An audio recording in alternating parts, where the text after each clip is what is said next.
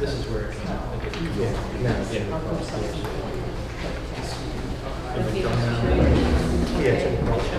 Whenever you are, man. You got a minute or so. Thanks. Oh, so it came up, the elevation came up on the elevation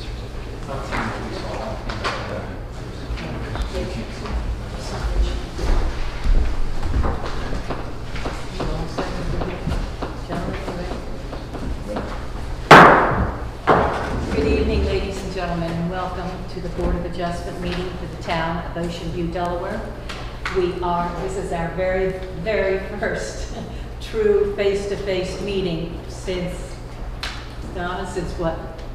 2019. 2019. So we're thrilled that it's not a Zoom meeting and we can see you in person. And you are being recorded and it will be on Facebook. Okay. The first call to order is, could you please stand for the Pledge of Allegiance? I pledge allegiance to the flag of the United States of America and to the republic for which it stands, one nation, under God, indivisible, with liberty and justice for all. All right, Mr. Solicitor, we have a new member of the board this evening. And would you do the swearing in for us, please? I will. Mr. Wallace, if you'll join me down by the dais. At the podium. Yes, sir.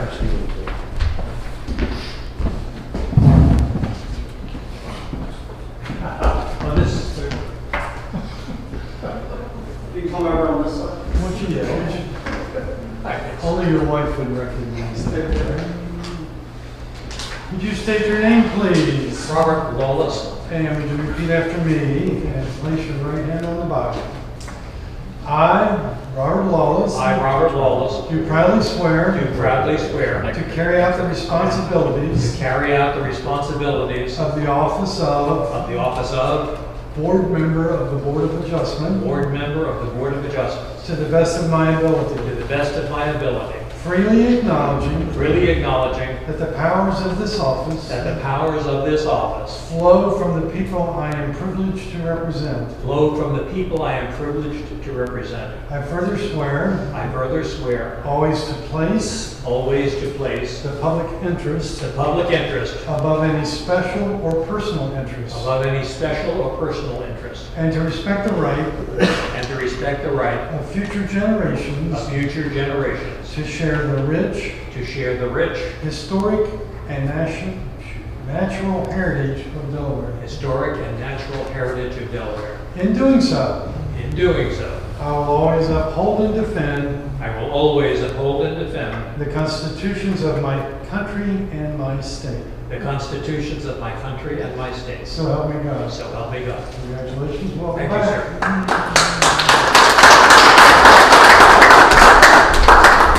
Welcome aboard, Bob.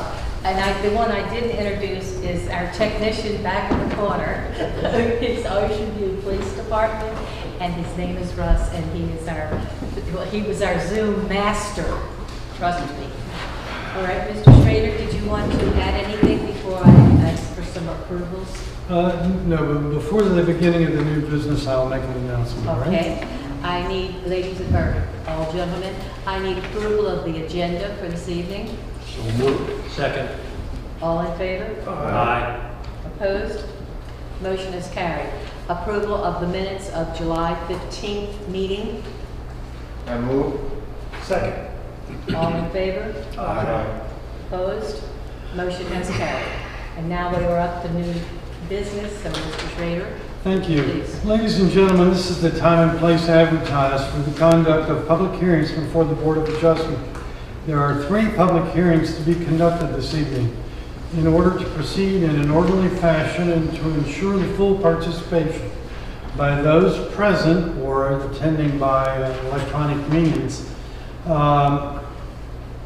these hearings will be conducted in the following fashion. The application will be announced. The applicant will be asked to come forward and be sworn in.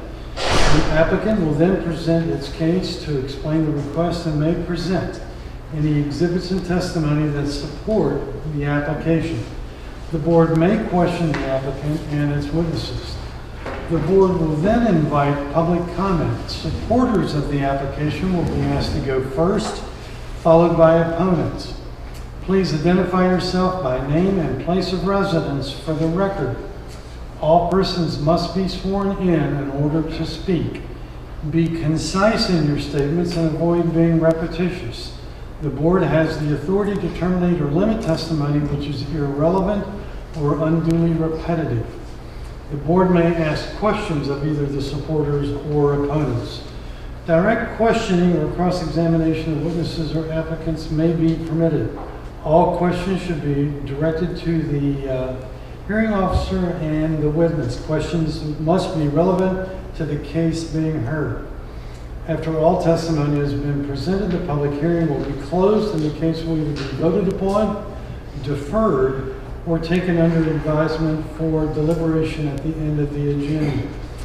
All board matters are discussed and voted on publicly in open meetings. All persons present are invited to stay throughout the board's meeting to view the board's deliberations and voting on pending applications. All persons in attendance should conduct themselves in an orderly fashion.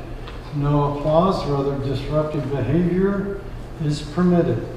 Please do not do anything that distracts from these proceedings and follow the directions of the presiding officer. If you have a cell phone, pager, beeper, or some other electronic device with you, please take the time now to turn it off or to turn it to silent service. Thank you, ma'am. You're welcome. One last piece of housekeeping. I saw two gentlemen come in. Everyone must sign the sign-in sheet at the back of the room, please, before we leave work sometime. Okay. Go ahead. Mr. Sindel, are you ready to start? Yes.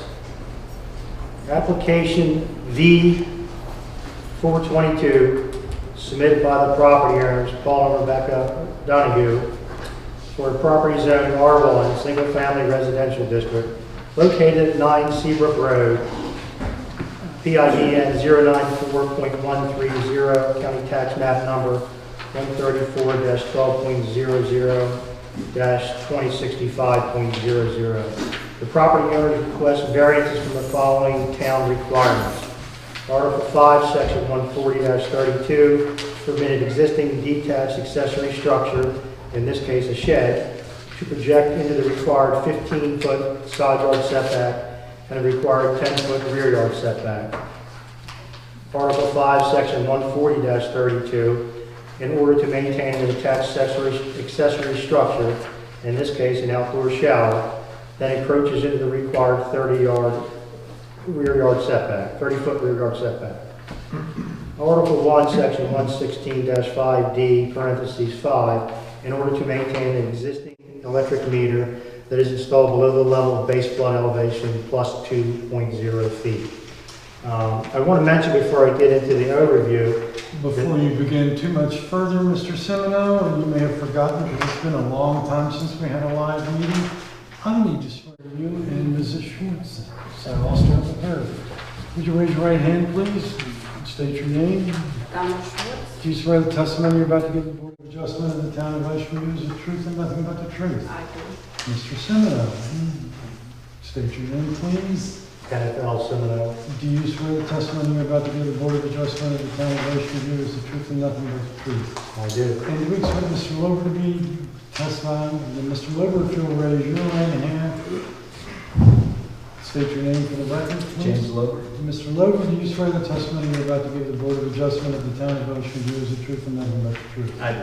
Now, going back to the other end of the table, Ms. Schwartz, can you tell me, was this application published as required by law? Were notices given to the adjacent properties, and did the agenda appear on the webpage and at the public places it's supposed to be posted? Yes, it did. And the contents of the file that was before each board member was also made a part of the electronic filings in this matter, correct? Yes.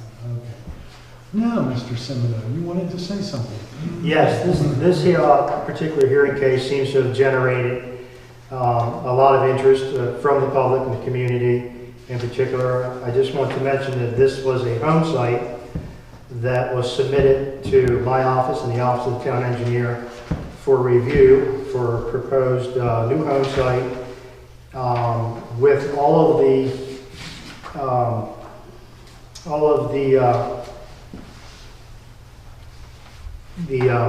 the shed, the outdoor shower, and the electric meter can shown on the approved drawing at different locations or different elevations. Upon review of the final as-built survey, the town engineer noticed the nonconformities, and that's why we're here tonight. So I'll move forward. The existing shed extends 0.2 feet into the rear yard setback and 2.8 feet into the side yard setback. Again, the town code does not permit a detached accessory structure to extend into the rear yard setback or the side yard setback. Want to do these one at a time? Yeah, maybe that's a good idea. I do want to point out for the benefit of the Board of Adjustment and for the public or anybody who is participating in the electronic meeting, if you take a look at our normal file, you know that we get these applications.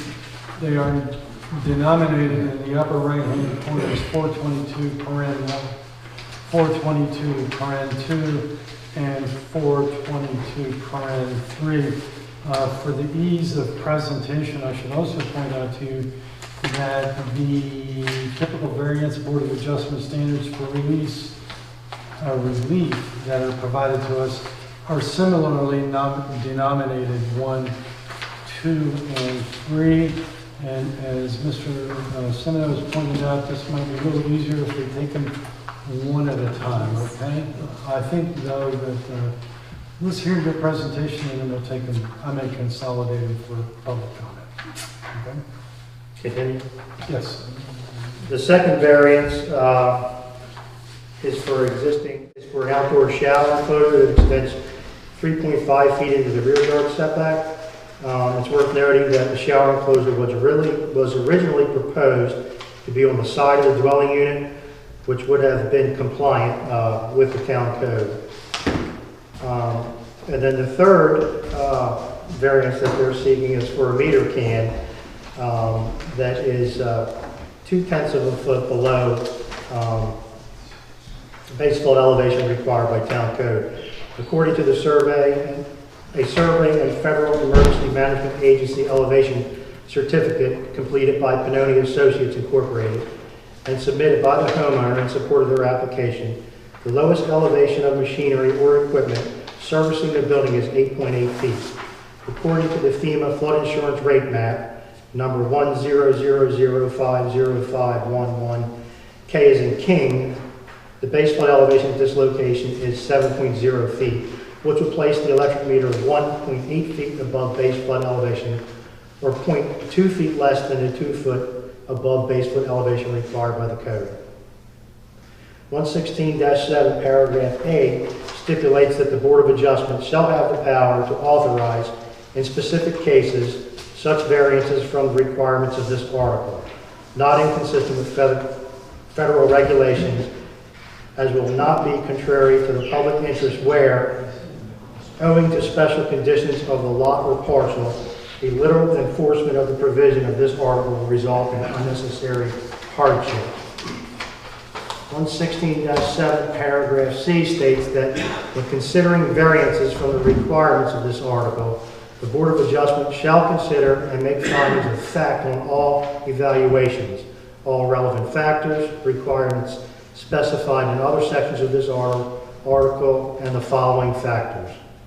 1, the danger that materials may be swept onto other lands to the injury of others. 2, the danger to life and property due to flooding or erosion damage. 3, the susceptibility of the proposed development and its contents, if applicable, to flood damage and the effect of such damage on the individual owner. 4, the importance of the services provided by the proposed development to the community. 5, the availability of alternative locations for the proposed use which are not subject to or are to less flooding or erosion damage. 6, the necessity to the facility of a waterfront location where applicable, or if the facility is functionally dependent use. 7, the compatibility of the proposed use with existing and anticipated development. 8, the relationship of the proposed use to the comprehensive plan for that area. 9, the safety of access to the property in times of flood for ordinary and emergency vehicles. 10, the expected height, velocity, duration, rate of rise, and sediment transport of the floodwaters and the effects of wave action, if applicable, expected at the site. 11, the cost of providing governmental services during and after flood conditions, including maintenance and repair of public utilities and facilities such as sewer, gas, electrical, and water systems, and streets and bridges. 116-7 paragraph D states that an affirmative decision on a variance request shall only be issued upon 1, a showing of good and sufficient cause. A good and sufficient cause is one that deals solely with the physical characteristics of the property and cannot be based on the character of the planned construction or substantial improvement, the personal characteristics of the owner or inhabitants, or local provisions that regulate standards other than health and public safety standards. 2, a determination that failure to grant the variance will result in exceptional hardship due to the physical characteristics of the property. 3, increased cost or inconvenience of meeting the requirements of this article does not constitute an exceptional hardship to the applicant.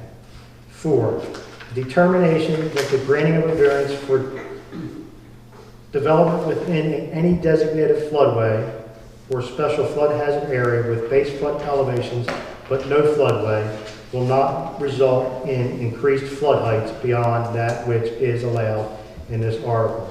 5, a determination that the granting of a variance will not result in additional threats to public safety, extraordinary public expense, nuisances, fraud, on or victimization of the public or conflict with existing local laws. 6, a determination that the structure or other development is protected by methods to minimize flood damage. 7, a determination that the variance is the minimum necessary considering the flood hazard to afford relief.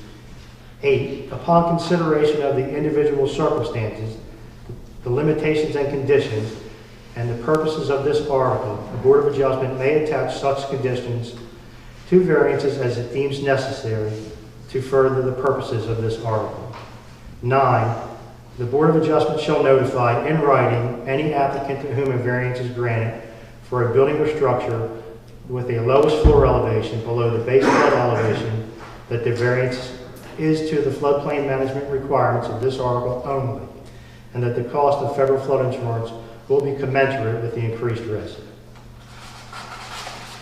To be clear, Mr. Semino, that last portion you read from relates only to the electric meters. Only to the electric can that is That's the only portion that is in question about the applicability of the flood ordinance. That is correct.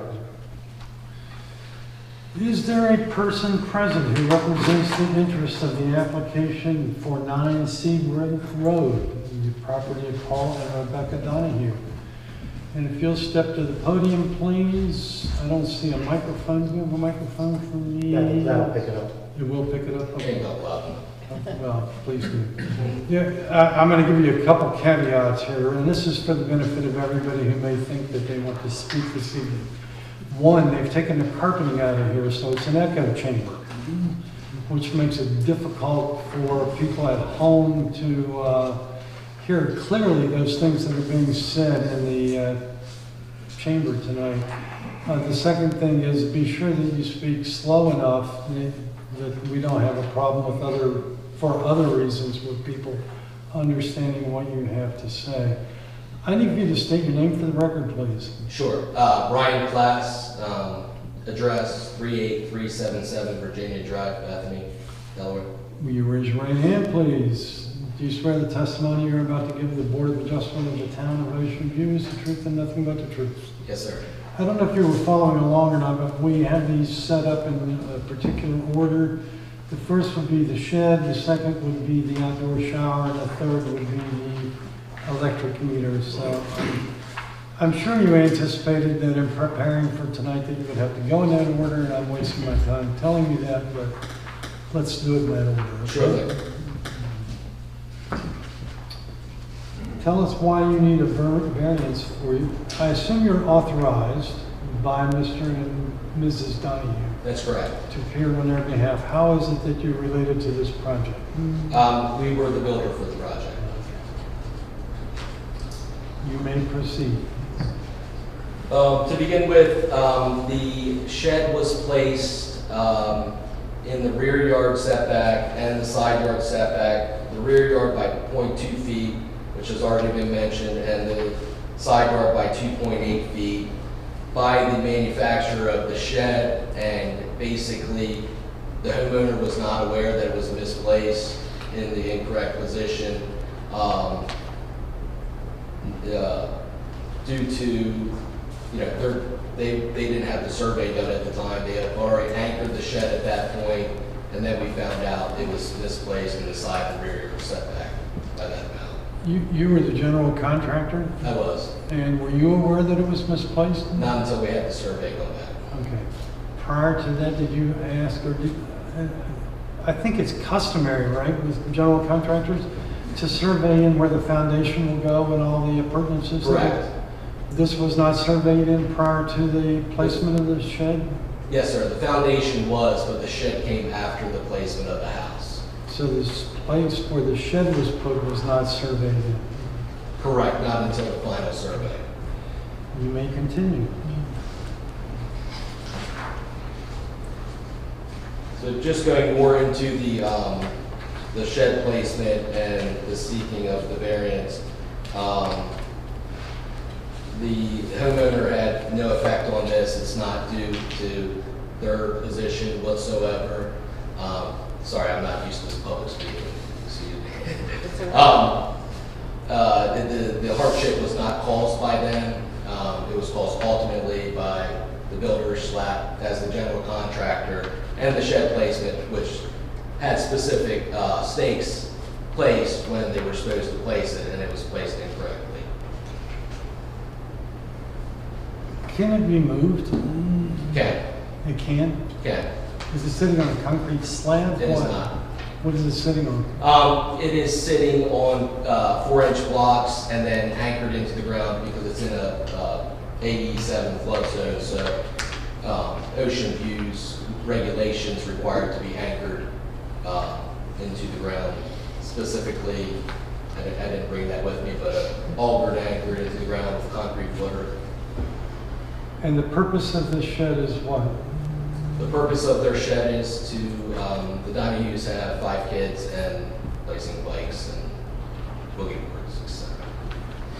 Believe me, I have 3 sons. You can get more than that in a shed. Yeah. Anything else you'd like to add to your comments about the shed? No, I think that's all on the shed. Would you like to address the issue of the outdoor shower? Okay, the exterior shower, as mentioned by Mr. Civino and Mr. Loger, this was already on the plan for the side yard, which would have been in Ocean View's regulations, fit within Ocean View's regulations on setbacks for accessory structures like an exterior shower. However, we were informed by the Homeowners Association we could not put a shower on any side. It has to be in the rear setback at that point. In the rear of the house, which at that point pushed it into the rear setback by 3.5 feet. And did you become aware of the HOA requirement before or after the shower was placed? The HOA requirement was known prior because we requested to move it to the side. Did you make any inquiry with the staff about whether or not that would be permitted under the code? No, I did not. I wasn't aware. I was aware that we were approved for the side yard, but a lot of times showers like sheds can be placed in the rear yard setback, and it was premature of me to continue with building of the shed without doing the research. Is it an enclosed shower? It is an enclosed shower. Anything else you'd like to add about the shower? Oh, by the way, you mentioned homeowners association, and I should have asked Mr. Semino this, so. Give me 1 second. There is a homeowners association here. Yes, there is. Did we receive any communications from the homeowners association about this project or these applications? Now, I received telephone calls by 2 board members from the homeowners association rigorously questioning me about the process of the approval of the site plan. Okay. But they submitted nothing in writing prior No, to sir. this meeting? Okay. You may continue. Sure, and just one last note on the shower, if they are not allowed to place the shower in the rear and it must be removed, then there is no place on their property to have an exterior shower at that point. And that's all I had on the shower. Okay. And how about the electric meter? Electric meter was placed 0.2 feet, up 2.4 inches below the 2-foot freeboard requirement, over the 7-foot FEMA. Honestly, doing this almost 20 years now, we've never done this before. We've always worried about the heating and cooling and the heat pumps.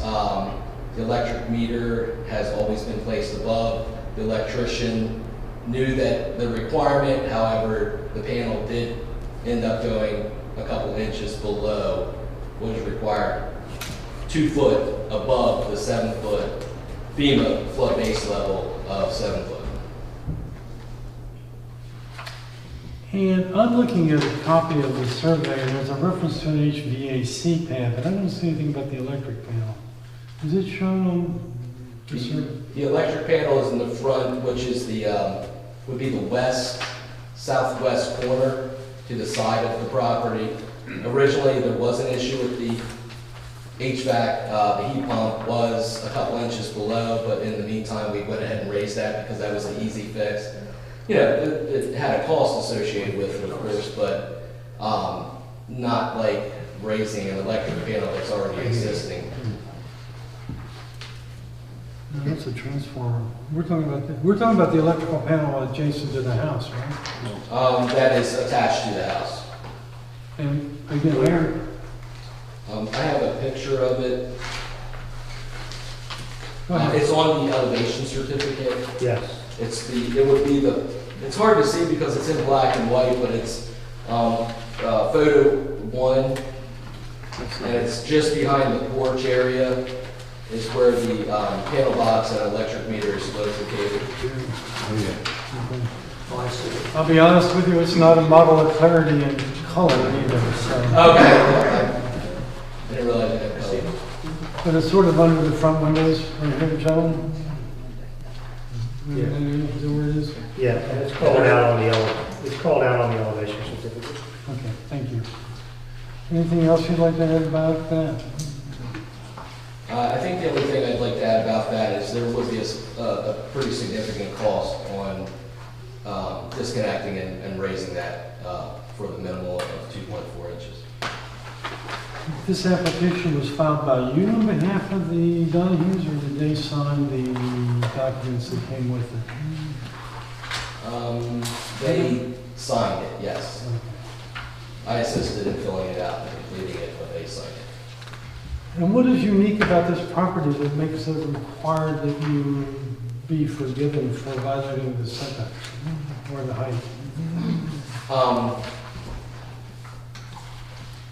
So going back to the shower, what is unique about this property is, again, there would be no other place to put an exterior shower other than attached to the house with the most minimal setback possible within the rear yard, minimal encroachment of the rear yard setback, sorry.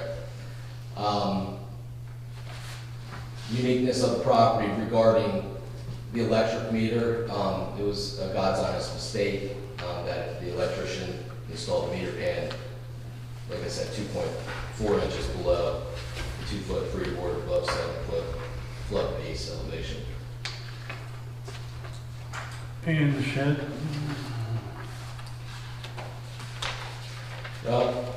The only argument that I can state on the shed, and it's not a good argument, is just the fact that there is a minimal amount of yard space because of the size of the lot, which does allow, with a multiple amount of kids, a little bit more of a rear yard.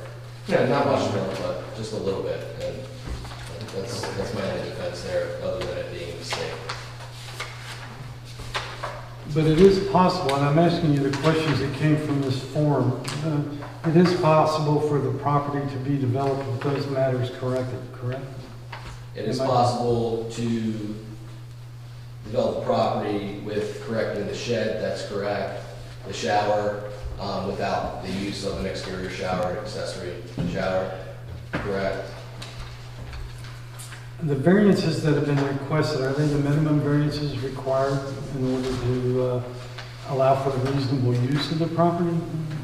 In reference to the electric meter, yes, as it's already been installed, and the exterior shower, yes, in the fact that that's again, the only place to build an exterior shower would be the rear of the property, based on the HOA's requirements. And I'm going to ask you an opinion question. Do you have Mr. or Mrs. Donahue with you tonight?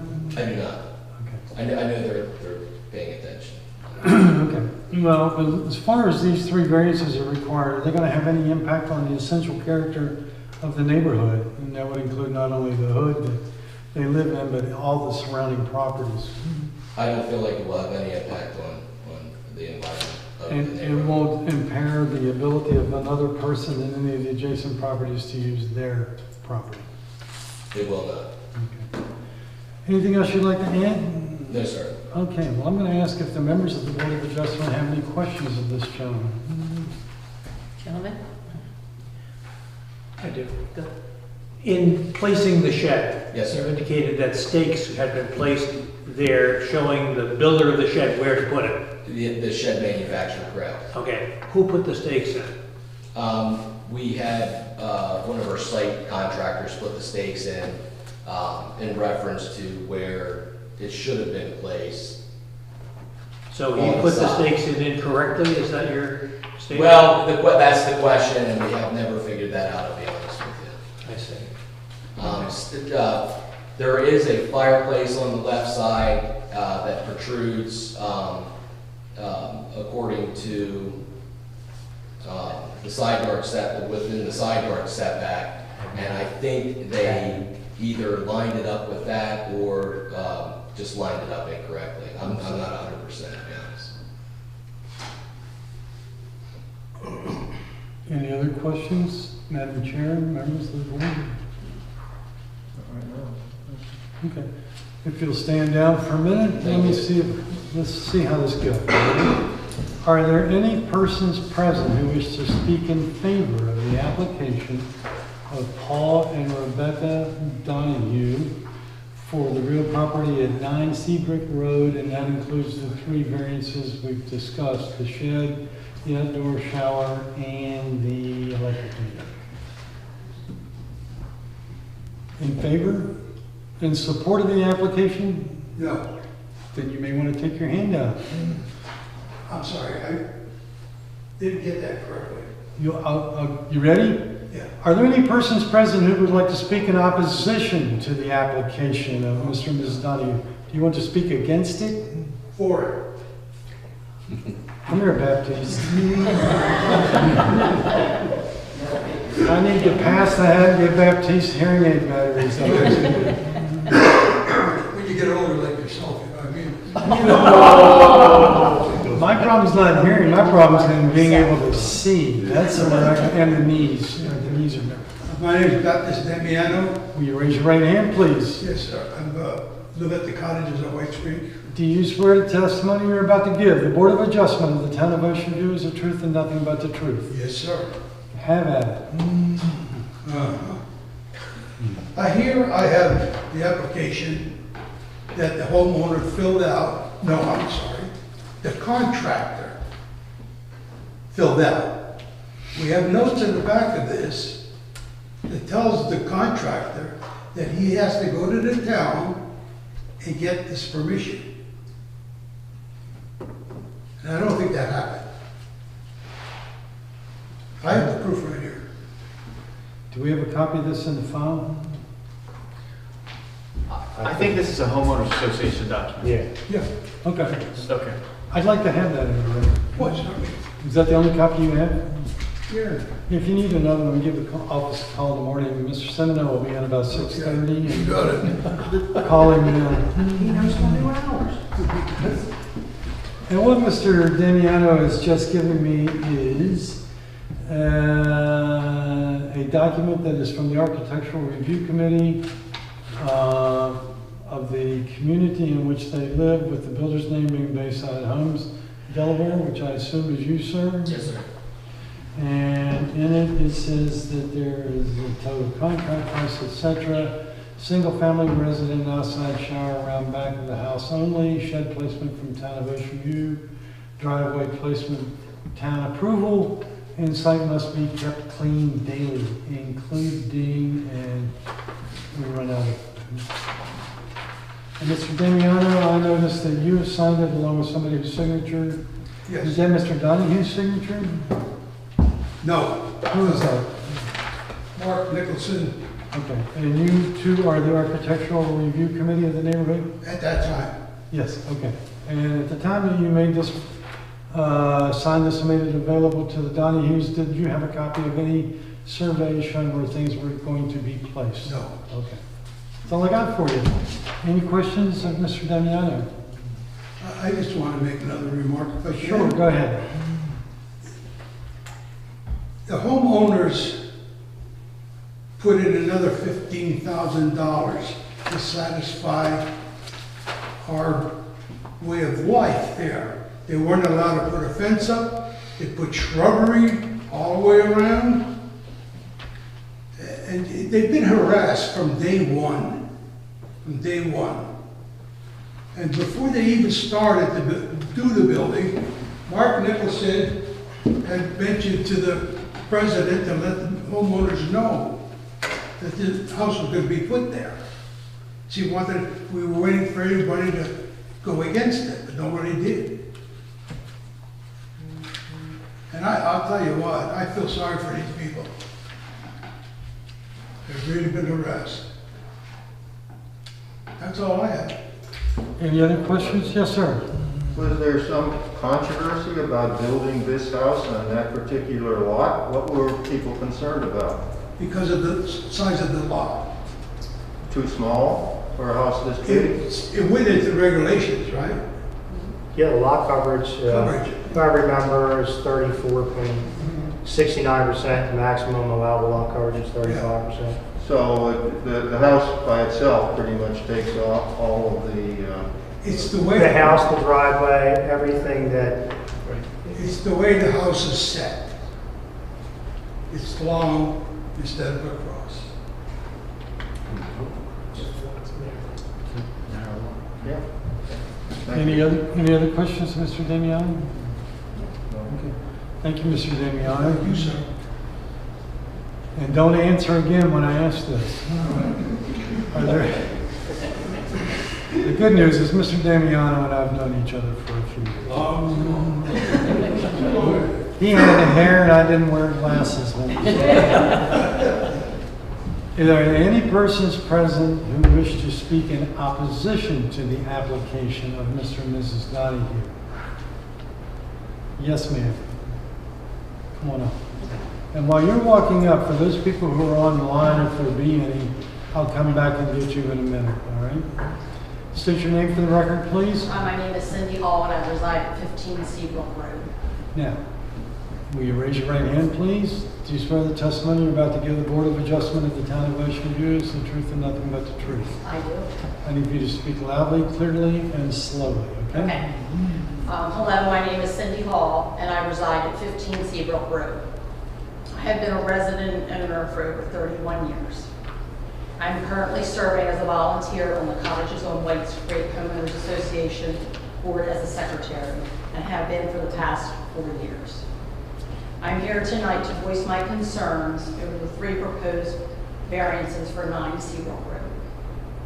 All email correspondence sent out from the Cottages Board have the following stated, and I quote, "All exterior property work needs permits. check the bylaws, the covenants, and fill out an architectural review form, all found on oceanviewcottages.org website. Before Ocean View will give you a permit to do the work. If not, you could end up with a hefty fine from Ocean View. During the annual meeting, this was also reiterated by fellow Cottages resident, Mark Nicholson, who is a volunteer member of the Ocean View Planning and Zoning Commission. Additionally, a letter was sent out to all homeowners in July of 2021, signed and endorsed by all board members with the following quote: "The town of Ocean View has clarified that the more restrictive regulation, whether it be the community covenant or regulations cited by the town of Ocean View, will be used to determine approval of any proposed projects. Therefore, from July 17, 2021, forward covenant rules and regulations will be enforced, with all architectural decisions based on the more restrictive regulation, as determined by the Cottages on Whites Creek Homeowners Association Declaration of Covenants or Town of Ocean View's regulations," unquote. And that notice was sent to whom, please? All homeowners. And what was the date again? The 17th of July. Of this year? Correct. Okay. This was after this structure was built, correct? It was when it was ongoing. Okay. Thank you. And the reason why that, if I just may interject, was that's when the new board was seated and took place. Let me ask you one more question. Sure, You're on the board, right? I am. But not on the architectural review? That's correct. Okay. In terms, I don't have a copy of the covenants, so you're going to have to help me here.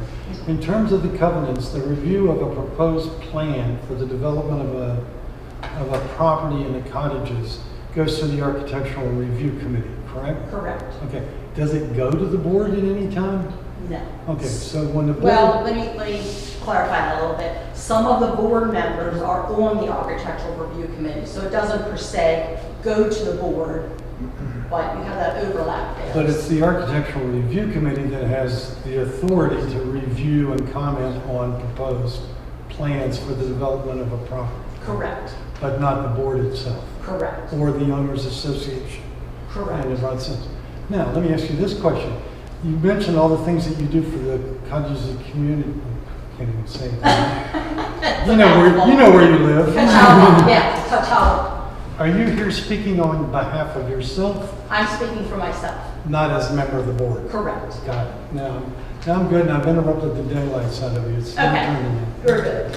Okay. 9 Seabrook is or was a brand new build and therefore had the luxury of engineering in or out all of the wants and needs of the homeowners within the covenants and restrictions, of course, prior to construction. Where is the special or unique condition creating the unnecessary hardship? The situation could be deemed as a self-created hardship. According to the homeowner, the contractor for the project is responsible for the poor choices and violations. Therefore, the contractor should be monetarily liable and responsible for correcting the issues to be in compliance with the setback lines. A dangerous precedent could be set by allowing residents to encroach on the set property lines and therefore reduce the amount and distance between neighbors and reduce trees. I understand from Ken Simino, a temporary certificate of occupancy has been issued with the understanding the variances must be applied for. Oh no, who did that? Somebody was buying pizza for everybody in the room. That was the rule. So the certificate of occupancy, the temporary, and the variances must be applied for and granted to receive the permanent certificate of occupancy. The homeowners do have other options. For instance, they can place a smaller shed to eliminate the need for that particular variance.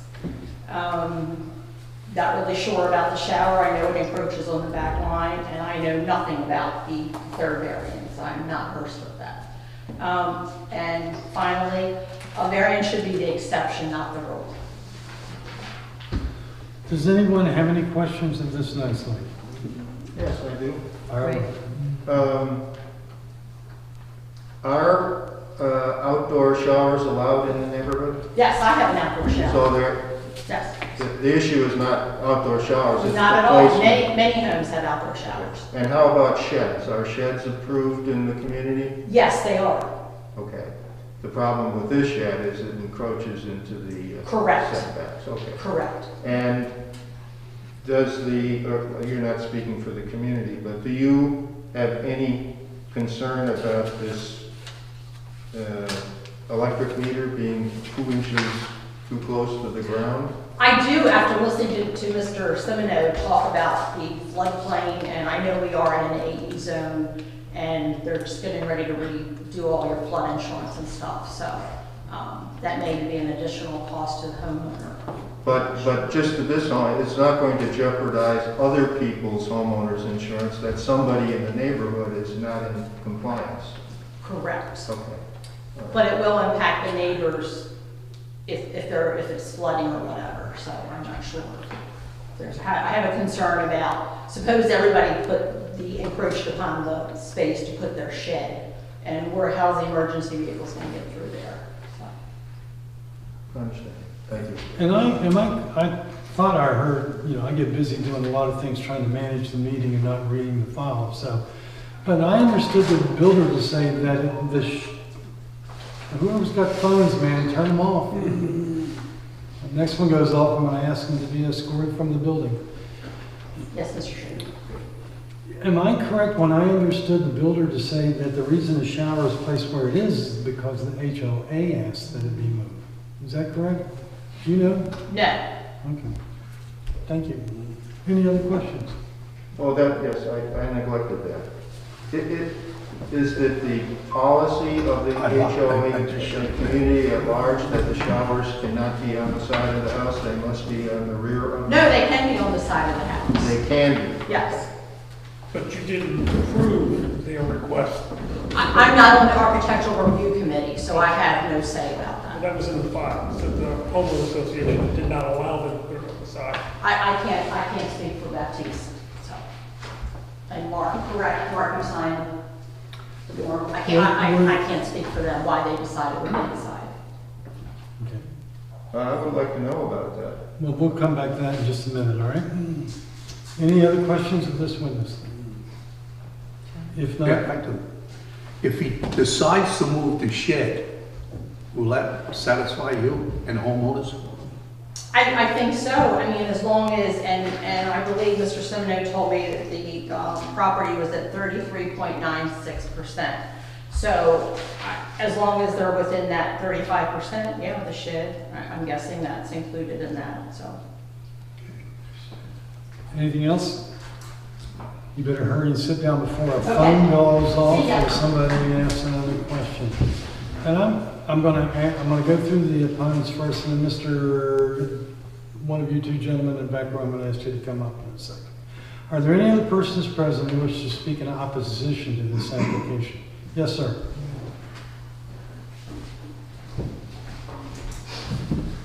My name's James Knapp. I'm sorry. My name's James Knapp. Okay, Mr. Knapp, would you raise your right hand, please? Do you swear the testimony you're about to give the Board of Adjustment is the truth and nothing but the truth? I do. Please, go forward. I'm the president of Cottages on Whites Creek HOA, so I'm speaking for that. My address is 26 Seabrook Road. Okay, as president of the Homeowners Association of Cottages on Whites Creek, we feel that these three variances are not hardship related, and that if they were caused by the builder, that the done use should go back to the builder and have the builder correct them. Okay, there's no justification to not abide by the town's planning and zoning rules. Okay, the sheds, on the shed setbacks, one other setback that Mr. Semino didn't talk about was 5 feet from the house also. What's 5 feet from the house? An exterior building can't be closer than 5 feet from the house. What's that? The shed. The shed. The other option on the shower, if they take it and they take away the closure of the shower, it's probably legal then. That's all I have. Thank you. Any questions of this gentleman? Yes, could you clarify the shower, what you just discussed? Okay, the shower's on the back of the house, correct? Correct. Okay, it's enclosed, and which goes into the 30-foot setback. And the house is matches out as far as that goes. If they took away the enclosure, it's not encroaching on the 30-foot setback. Do you know anything about the shower being removed from the, what I will call the right side of the house and moved to the rear? I do not. Any other questions? Thank you. Yeah. Are there any other persons present who wish to speak in opposition to this particular application, which has 3 parts? Mr. Damiano? Yes. Come back for a second, okay?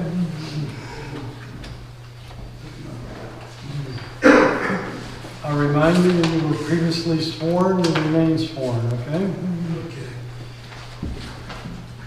Can you help us with this issue of whether or not the existing outdoor shower was moved from the side of the house to the rear of the house? Do you know anything about that? Yes.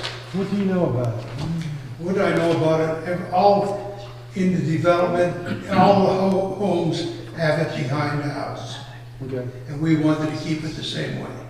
Is there any requirement within your code, your restricted covenants, that it be in the rear or in the front? I don't know, is there more? No. This is a matter of aesthetics, is that correct? That's all. And this is an aesthetic that you came to learn from whom? How? Why? Tell me how that came about. Well, I'm there 22 years and I ride around quite a bit, like you know. How many showers do you look at, Mr. Damiano? Just about every house. Just about every house. Okay. Anything else you'd like to add? It could have been a part of our mistake. What's the big deal? Fair enough. Any other questions of Mr. Damiano? So Please. if this is not a rule written in your HOA No, rule no, book, no. or this is just an opinion of the owners Exactly. that they want it in the back? Right. Okay. Plus, I did hear that there are showers on the sides of some houses. I think there's one or 2. Yeah, you're right. Okay, so there is Yeah, a precedent. right. Okay. We went by the majority. That's what we did. The other thing that's not clear, was this actually constructed on the side and then moved, or it was never constructed on the side but was built originally where it is now in the rear of the house? I can't answer that. I don't know. It was not constructed on the side. We went back to try to put it on the side, all the way towards the rear of the property, and was denied again on the side place. Thank you. Any other questions of Mr. Damiano? Go. Yes. Okay, thank you. Mr. Carter, are there any persons who are attending this meeting electronically who have indicated a desire to address the Board of Adjustment? Now, we have seven folks watching, and this is one comment earlier that we were able to take care of. It's just a link to the agenda. Fair enough. So I will, for those of you who are participating in the meeting electronically, if you have a desire to address the Board of Adjustment, you can do one of 2 things. Is there a Zoom connection, Mr. Carter? There is no Zoom connection. This is all on Facebook. No, it's all email. All on email. So you need to send an email to comment@oceanviewde.gov, and it's on the bottom of their screen. on the bottom of your screen. You'll see an email address of comment@oceanviewde.gov. How we doing? Is there anybody out there who wants to talk to you, Mr. Carter? Very good. All right, I want to go back and cover a couple little things before we close the public hearing. Mr. Lober, I believe you had something you wanted to address. I actually have 2 items I'd like to discuss. If I Okay. could. For the benefit of those who are present and for any new members of the Board of Adjustment, this is Jim Lober. He's a professional engineer, and he is the town's engineer who participates in the review of all matters that come before the Board of Adjustment. So, Thank you. Lober? Just want to add a point of clarification about the floodplain regulations and the requirements to be 2 feet above the base flood elevation. Would you talk into it? Sorry. The FEMA calculated flood elevation for the area is elevation 7. We've heard that number a lot tonight. The town code's requirements are to provide an additional 2 feet of what's referred to as freeboard above that 100-year floodplain elevation out of an abundance of caution.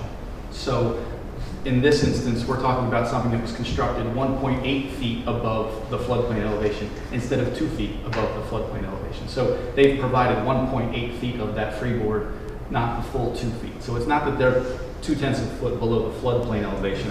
They're 0.2 of a foot below the additional 2 feet added to the floodplain elevation for safety. So what is that, about 2 inches? It's a little more than 2 inches. That 2 feet is specific to Ocean View code. FEMA code only requires 1 foot.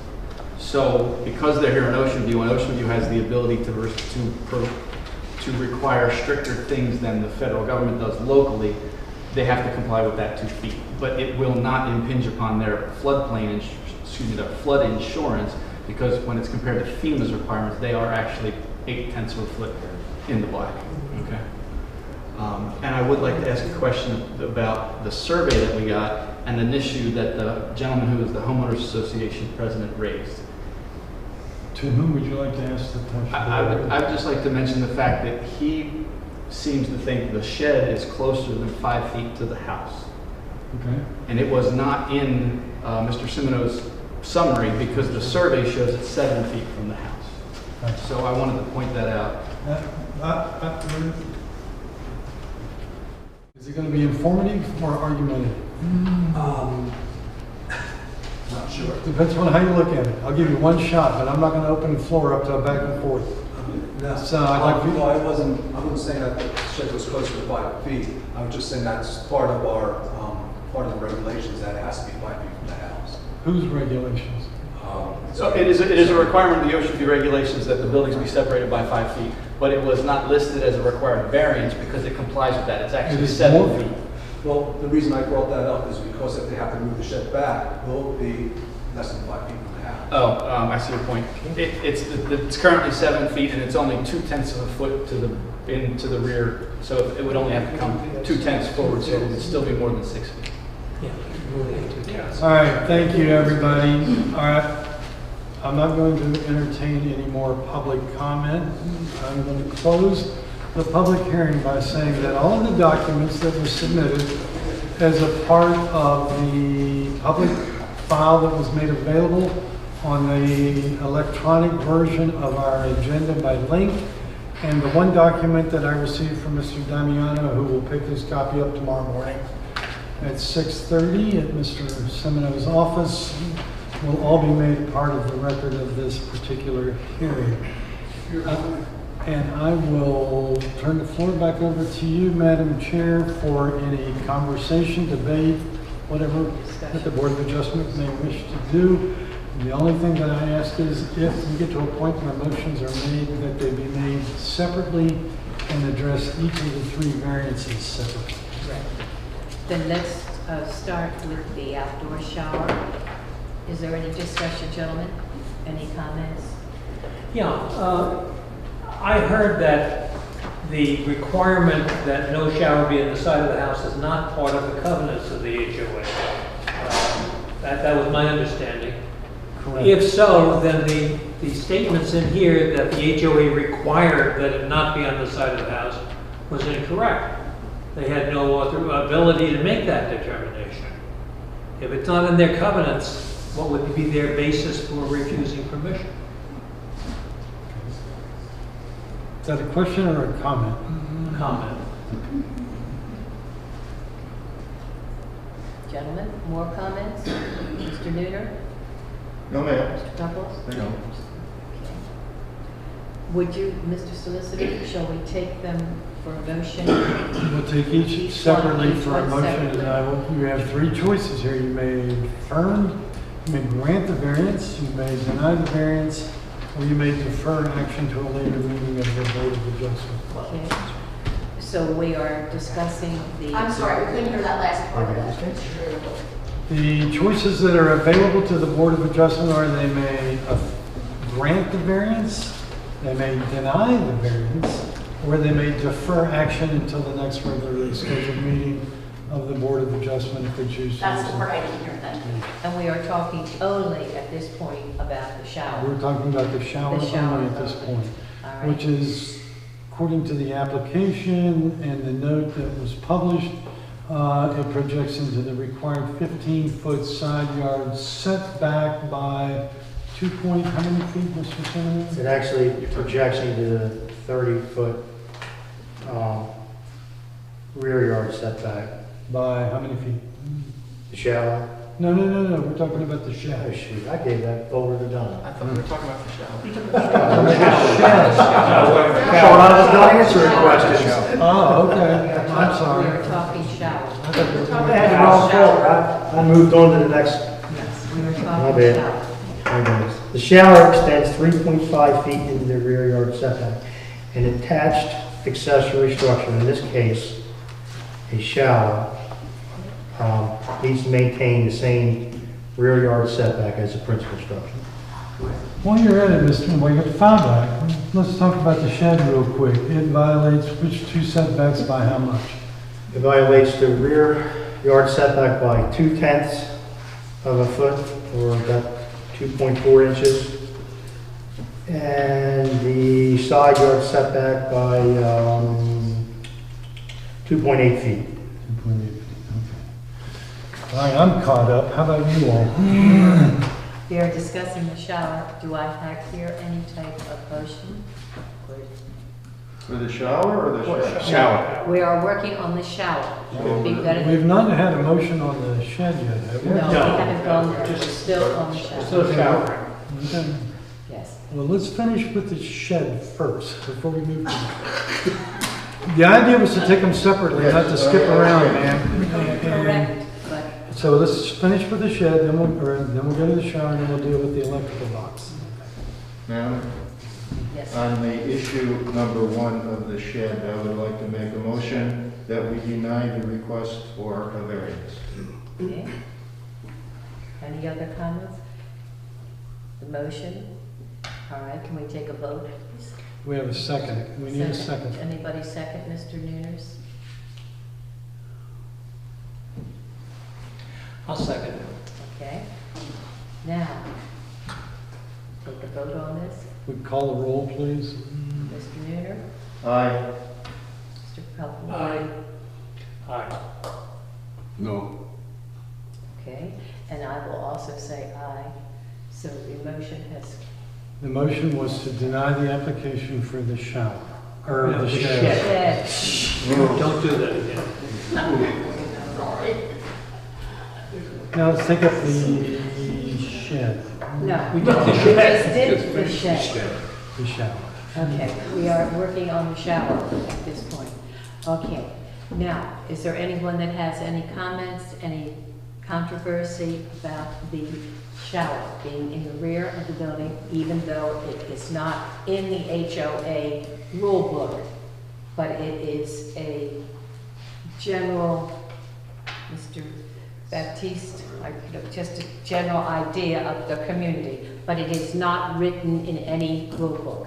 So we need some type of, Well, that's not And quite you- accurate, because it is, in fact, we're not enforcing the covenant, we're enforcing the town's land use and development code, which would have required it to, it violates the setback by 2.5 feet? 3.5. 3.5. The code, not the covenant. okay. All right, comments, controversy, Pardon me? comments? Yeah, or my controversy? concern is that this issue, seems to involve some kind of miscommunication or misunderstanding. Apparently, the homeowners wanted to put it on the side. The HOA, just because more homes have it in the rear rather than on the side, said no to that. Apparently, the homeowners didn't challenge that. And then it got built in the back in the setback. And I just, to me, if I were the homeowner, I would be like, what happened here? And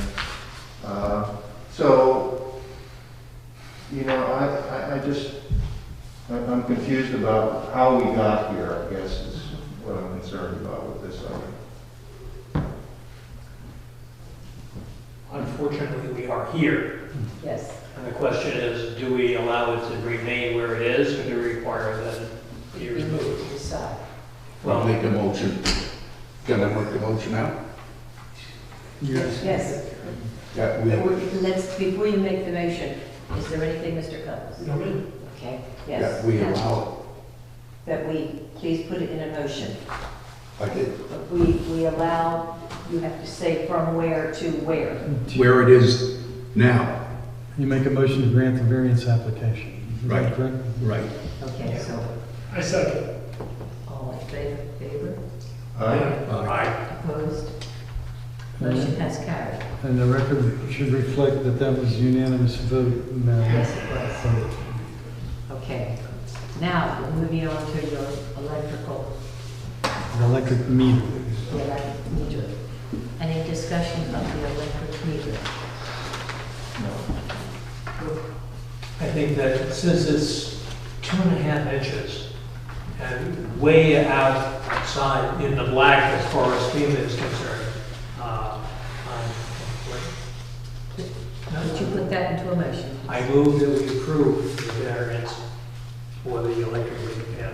Do I hear a second? Second. All in favor? Aye. Aye.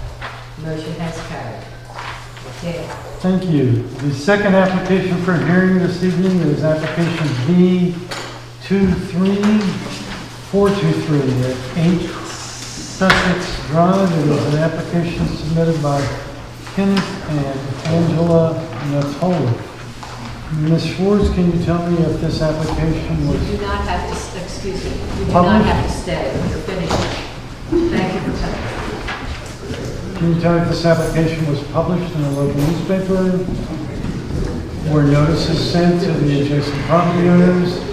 And it appears as a part of the agenda that was posted and both on the webpage and at the meeting hall, right? Yes, sir.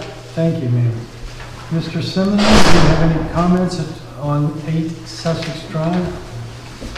Application B423 submitted by the property owners Kenneth and Angela Natoli for property zone R1 single family residential district located at 8 Sussex Drive, PIDN 321.500, county tax map number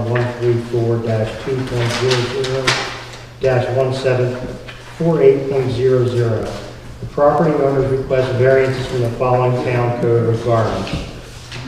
Article 16, Section 140-100-D, parentheses 12, parentheses 4B, parentheses 4, and Article 3, Section 187-10-A, in order to maintain an existing driveway which is placed closer than 5 feet to the property line.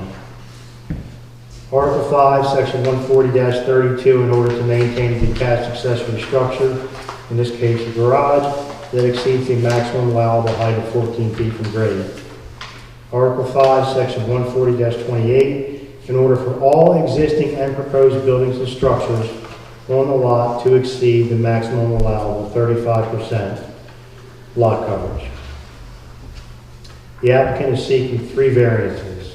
Number 1, the existing driveway is approximately 2.5 feet from the neighboring property line. The driveway was constructed as approved in accordance with old code requirements. The Office of Planning and Development views this as an existing non-conformity. The existing detached accessory structure, the garage, was constructed as approved in accordance with Old Town Code. The Office of Planning and Development views this as an existing non-conformity. Existing lot coverage for this parcel is 40.06%, or 4,702 square feet. The applicant wishes to construct an in-ground pool with concrete decking that will increase the impervious lot coverage to 50.70%, or 5,950 square feet. This will result in a 15.70% more impervious coverage than the maximum allowable 35% lot coverage allowed by code in R1 residential district. Does anyone have any questions of Mr. Semino from the board? Question. Okay. The existing lot coverage is 40.06%. .06, so it's already over the 35%. That's correct. But was it in compliance at the time it was built? Was there a different code at that point? No, this home site was constructed and reviewed and approved, I believe in 2007, as noted in the file. Okay, so the town approved the... Yep. the variance or whatever it was that was needed at that time. Okay. And with the exception of the pool, everything is previously existing Exactly, they were all in accordance with the original plan. Any other questions, Mr. Semina? I have a question. In regard to the impervious surface that they have, if they would use a impervious concrete, would that put them in compliance with the 35% rule? No. No. If I could address that real quick, we have historically not accepted impervious concrete as a pervious cover because of the amount of compaction that has to go on the lip below it, the fact that it takes away green space. It just sort of typically industry standard wise, you find that it doesn't end up to truly be pervious. Is the surface of the pool itself, the water, does that count in the... Technically it does. It does. Any other questions? If not, is there anyone here representing this application on behalf of Kenneth and Angela Natale?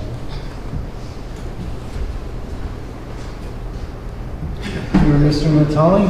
Nittily, like Italy. I tried. I screwed that up, didn't I? Sorry about that. Will you raise your right hand, please?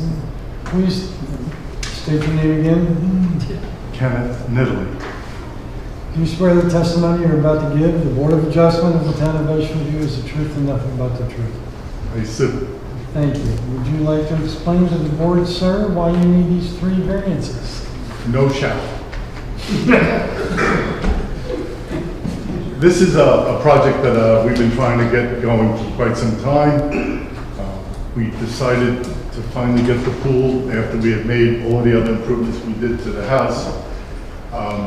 The driveway really floored us because we didn't realize it's the last couple of feet of the driveway is because the lot has an angle to it. That's where the problem is, because where it comes down to the street, it's on an angle, and that's why it gets too close to the property line on the very front of the house. The garage, I have no explanation about that. Everybody approved this in 2002. When I built the garage, Charles, everything was fine. So that was a shock too. I knew I'd be exceeding the allowable area for this pool, so that's why I'm here for a variance. When did you buy this house, sir? I bought the property the week of 9/11. I built the house 2 years later. I did it myself. I got a building permit from you people in a day and a half. Okay. Amazing. Everything's been fine. We haven't had any issues. And now we're just trying to get this pool in for everybody in the neighborhood wants me to get this pool in. There was no pool. In time for next summer. And I have 9 grandkids, so you know what I mean. Mr. Neely, Okay. you signed some statements for the benefit of this application. If you bear with me for just a second, I'll get back. Are these the minimum required variances that would allow you to bring your property into compliance? I believe so. You do in fact have an irregular shaped lot, correct? Yes, I do. It's, I'm going to use the word trapezoid. Good. Yeah, I would use that. Are there any other difficulties that you encounter besides it being trapezoidal? No. I took care of the, I had a ditch in front of my house, and I took care of that. I put a pipe in. That was the only other problem I had with the property. Now, the trapezoidal lot doesn't have anything to do with the height of the building, right? Or the garage? Well, looking back, we added dirt to the lot because that was a whole flooded area. and we did add dirt to the house, to the lot. That might have brought the garage up at least a foot and a half. If you are granted these 3 variances, do you have an opinion as to whether or not it will change the character of your neighborhood? No, I've spoken to all my neighbors. They're all very pleased that I'm going to do this. And your neighbors will be able to continue to use their property as they choose without any interference? Without any interference. Do you think it will have any effect on the values of adjacent properties? There's a lot next door that's been there forever, and on the other side, a new couple just moved in. So I don't think there's any problem. They both wrote, they wrote a letter to me and to the board that they had no opposition to this. All right, I have no further questions. Does anyone on any member of the board have any questions of Mr. Niddle? Have you talked to the people behind you? Yes, I did. He's very pleased. He asked if he can get a gate. He's missed having a pool. He says, I'm glad one of us is going for it. And the driveway leading to the garage does not impinge at all No. on the property line. No. Gentlemen, any other questions? You want to take a seat? Let's poll the audience. Let's see what we find out. Are there any persons present who wish to speak in favor of the application of Mr. and Mrs. Niddley? Are there any persons present who wish to speak in opposition to the application of Mr. and Mrs. Niddley? Mr. Carter, are there any persons participating either electronically through Facebook or via email that wish to address the Board of Adjustment on this topic? No. Are the persons still left connected to the, okay. And for the 4 people who are participating electronically, I'll give you one more opportunity if you have some comment that you wish to make in favor or in opposition. There appear to be none. The last thing I want to point out that there was a letter drafted and sent by Bridget Wolfgang to whom it may concern, which I believe is Mr. Semino and the members of the Board of Adjustment. Ms. Wolfgang is the owner of the property at 6 Sussex Drive, indicates that she is the adjacent neighbor of Mr. Niddley, and wishes to have him granted the variances that he has asked for. And I don't think there are any other letters or emails received into the record, are there? Okay, that'll be made a part of the record. Do you all have any other questions of anyone who participated? If not, I'll turn the floor back over to the chair. Okay, gentlemen? Do you want to do these individually like we did the last? Is there, Except for the shed and the shower, I would like for you to take them individually.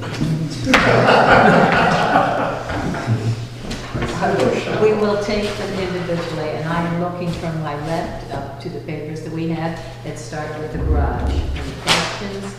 I Any move that comments? the garage be approved. I'll second it. All in favor? Aye. Opposed? Motion has carried. All right, going on. The driveway. Driveway just got the left. All right, going on to the proposed concrete apron in the pool area. That would be the next one. Is there any discussion? We approved. We approved We it. just did. I thought we did the. The first issue was the existing driveway, whether or not We haven't done that yet. No, I did the I would like to garage. make a motion that we approve the variance for the existing driveway. Second. All in favor? Aye. Opposed? Motion has carried. Okay, the second would be the detached accessory structure that exceeds the maximum height, which is the garage. We've already We done did the that. garage. I started with the garage rather than. And the third one would be the existing or proposed structure, which is the pool. Correct. Is there any discussion about the structure of the pool? Well, I have a kind of a general observation. In my time on the Board of Adjustment, most of the time we're dealing with after-the-fact issues. Somebody's already done something, and it's not in compliance, so they have to come to the board after the fact to get compliance. Here we have a homeowner doing the right thing, coming forward to get Asking for permission approval. rather than. Approval rather than begging forgiveness. I just want to say that's refreshing in itself. I don't know, I'm not an engineer like Mr. Wilbur, so I don't know how critical this is in terms of impervious surface. I mean, are we going to flood the neighborhood? What's going to happen to the runoff? Where is it going to go? I read in comments from engineers who were saying that the runoff is appropriate, it's going to go off the property and not about to flood the neighbors, and they don't see any immediate difficulty with it. And you concur with that, Mr. Dover? Yeah, the grading plan has been revised to provide necessary runoff. Okay, so we're not going to flood the neighbor's basement or crawl space or whatever. Okay. I move that the pool be approved. Second. All in favor? Aye. Opposed? Motion has carried. All right, now moving. The next application is application B-424 on Elliott Avenue and east of Delray Drive. And this application is submitted on behalf of Jeffrey and Stephanie Wilkerson. Ms. Schwartz, can you tell me if this was given notice? Was notices published in the local newspaper of this application? And were there notices given to the adjacent property owners? Yes. And did notices of this application and the electronic file were all published and posted as required? Yes, sir. Thank you. Mr. Semino, do you have any comments before we begin? Mr. Lever reviewed this project. Mr. Lover, do you have any comments? I do. Application V424 has been submitted by the property owners Jeffrey A. and Stephanie A. Wilkinson, seeking a variance from Part 2, Chapter 140, Article 5, Section 140-28 of the Town Code, which requires a minimum lot width of 75 feet for R1 zone single-family residential lots. The variance seeks to allow the applicant to create two R1 zone single-family residential lots that are narrower than the required 75 feet when measured in accordance with the requirements of the code. The two lots in question are part of a larger subdivision totaling 4 lots. Part 2, Chapter 140, Article 5, Section 140-28 of the Town Code requires a minimum lot width of 75 feet for R1 zone single-family residential lots. Part 2, Chapter 40, Article 21, Section 140-152 defines lot width as being measured across the rear of the required front yard. For R1 zone single-family residential lots, the required front yard is 25 feet as measured from the front lot line. The proposed lots in question are lots 2 and 3 of the proposed 4-lot subdivision. Lot 2 measures 40.8 feet wide and Lot 3 measures 40.9 feet wide across the rear of the required front yard, or 25 feet from the front lot line. The lots front on a proposed cul-de-sac and are configured with radial lot lines. As such, the lots widen as they get deeper. Lot 2 provides at least the minimum lot width of 75 feet when measured at 50.15 feet from the front lot line, and maintains that width for approximately 229 feet. Lot 3 provides at least the minimum lot width of 75 feet when measured at 53.39 feet from the front lot line, and maintains that width for approximately 170 feet. Chapter 40, Article 17, Section 140-108, Paragraph A defines a variance as relief from the strict application of the provisions of this chapter when, owing to special conditions or exceptional situations, a literal interpretation of this chapter will result in exceptional practical difficulties to the property owner. Chapter 140, Article 17, Section 140-108, Paragraph G states that the Board of Adjustment, pursuant to Title 22, Section 327 of the Delaware Code and applicable law, shall determine whether each variance application meets the following criteria. 1. The variance relates to a specific parcel of land and the hardship is not shared generally by other properties in the same zoning district and vicinity. 2. The variance can be granted without substantial detriment to the public good. 3, the benefits from granting the variance would substantially outweigh any detriment. 4, approval of the variance would not substantially impair the intent and purposes of the comprehensive plan or this chapter. And 5, all requirements for the grant of a variance under Delaware law. Anything else? That's all. Mr. Lober, let me ask you to clarify on something real quick for the benefit of the Board of Adjustment. We all got this little document here with the yellow highlighting on it. And the 2 lots in question are lots 2 and 3, and were the highlighted 40.8 feet or 40.9 feet. That is when you have measured the width of the lot in accordance with the code, correct? Exactly. Yes. And except for that, as you go back, the lots are otherwise 75 feet wide and so forth. Exactly. Okay. Everybody got that? Okay. Is there someone present who is, wait a minute, I don't even need to ask that question. This looks like the handiwork of Tom Ford. Am I right? It is. Mr. Ford, would you step forward and raise your right hand, please, and tell me that you swear that the testimony you're about to give the Board of Adjustment is the truth and nothing but the truth? Thank you, Mr. Ford. Have at it. So, in putting together this piece of land, it's 2.5 acres. It's owned by Jeff and Stephanie Wilkinson, and Stephanie is a descendant of a couple generations of landowners here. Their grandfather, so forth, have owned the land, and they would like to build on lot number 2 themselves. And in order to pay for that, they're looking to just go ahead and subdivide the remaining lands that are on here. During the course of doing the subdivision, the access is at the terminus of D. Marie Drive, and it was determined that a cul-de-sac would be necessary. And to minimize that, we tried to create a cul-de-sac that would be acceptable to a fire marshal, and place the lots, 4 lots, in the subdivision. And each, I might add, are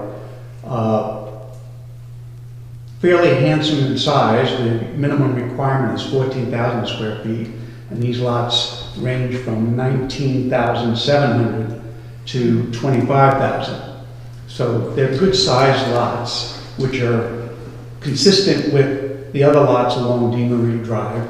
They're not small lots, and we tried to cram as much as we could in there. In the course of the subdivision, we were challenged with creating an open space, which is right at the terminus of that cul-de-sac. And that open space is situated for stormwater, which can't be part of any lot. Therefore, we were constricted on achieving the 75-foot at the 25-foot front setback. So if you look at lot 1, the setbacks are indicated on my drawing. I'm not sure of the drawing you're looking at, if they're indicated or not. They are. They are.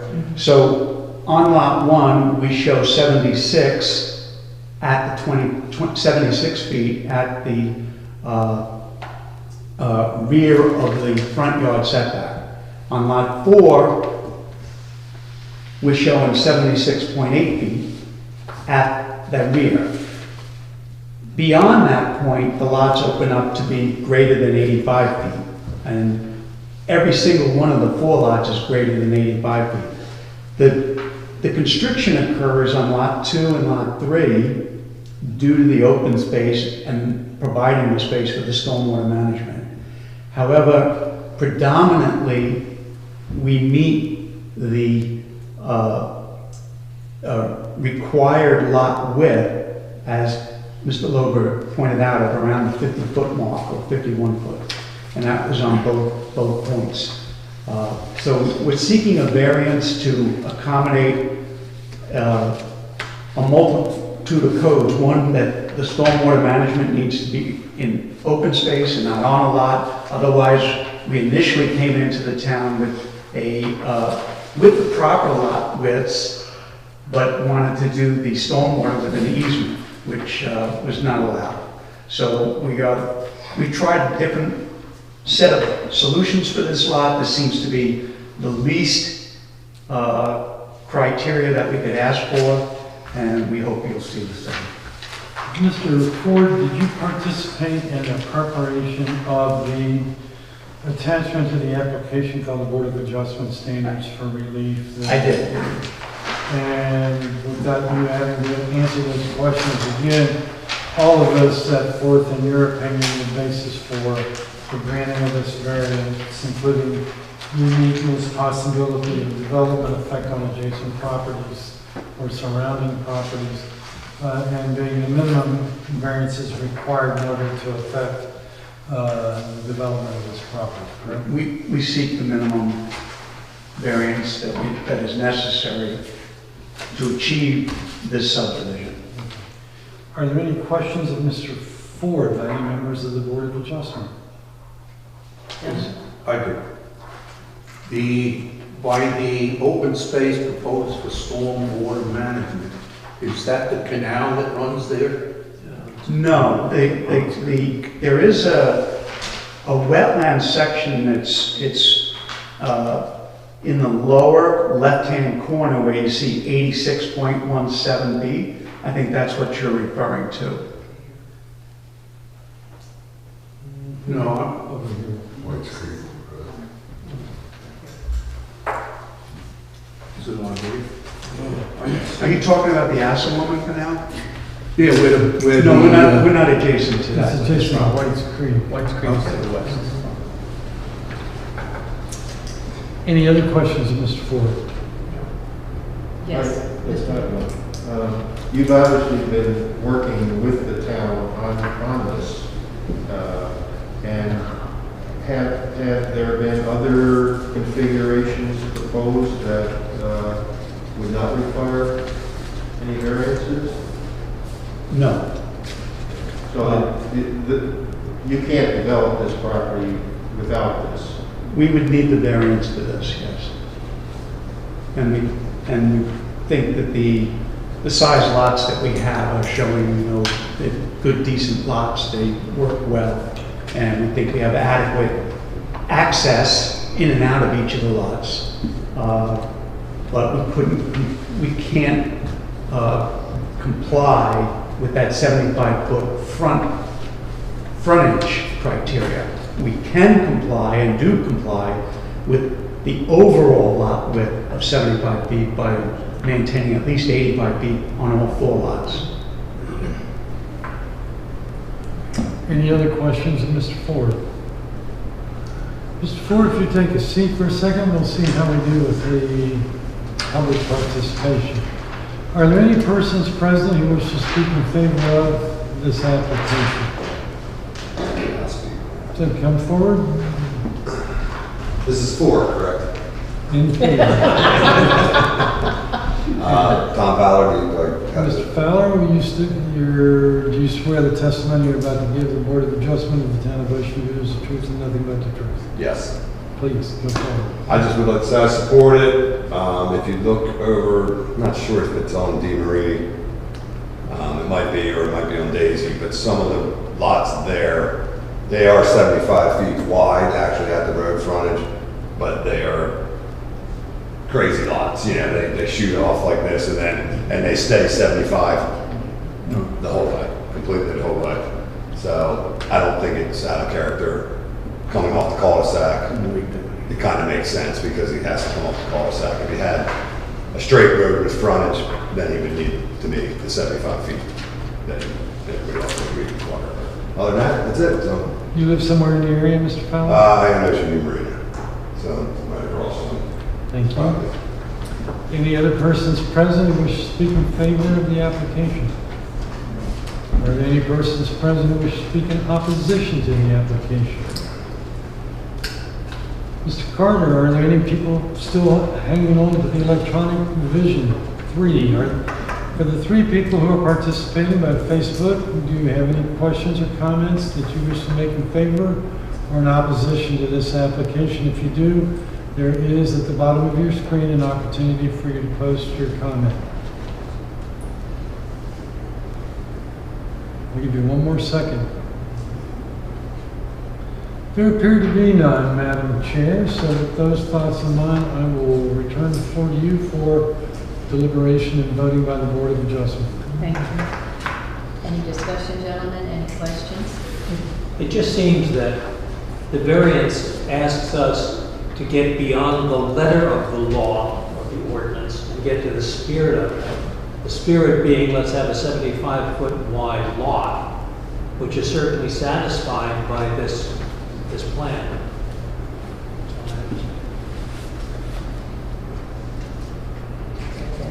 Comment? No, No questions? Okay. I make a motion, please. I move that we approve the request for the variance. Second. Okay. Let's take a vote, please. All in favor? Aye. Opposed? The motion is granted. All right, ladies and gentlemen, I think we are finished for the evening. Are there any questions before I hit the gavel? And then I need a motion to adjourn the meeting. So moved. Second. All in favor? Aye. Opposed? Okay. Thank you for your participation, and it was nice to be back and not on Zoom.